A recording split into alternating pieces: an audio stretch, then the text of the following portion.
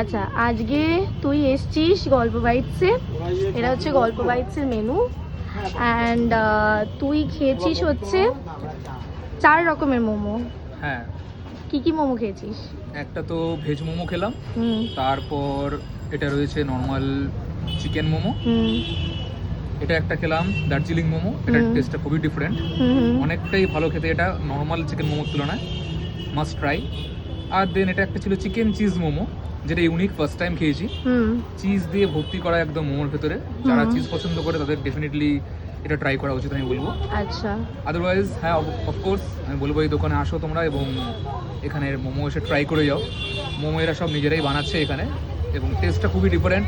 সামনে ওয়াও মোমো আছে, ওখানে বলছো এই যে ওয়া মোমো এখানে। ওয়াও মোমোতে যাওয়ার থেকে এখানে চলে আসো, টাকাও বাঁচবে, মনটাও অনেক বেটার করবে, এটা আমার মতে, এটা আমার ওপিনিয়ন।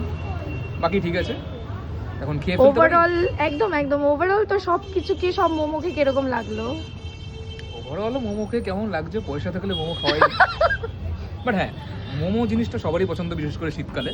একদম। তো অনেক জায়গাতেই মোমো খেয়েছি, বিভিন্ন জায়গায় বিভিন্ন টেস্ট। হুম। এখানের টেস্টটা আমি বলবো অনেকটা ভালো, যেটা খেয়ে অ্যাকচুয়ালি ভালো লাগে। লাইক আমার বন্ধুর দোকান বলে বলছি না, অ্যাকচুয়ালি খেয়ে ভালো লাগে মোমোটা খেয়ে। তো এখানে সবাই এসে ট্রাই করা ডেফিনেটলি উচিত, আমি তো রিকমেন্ড করবো।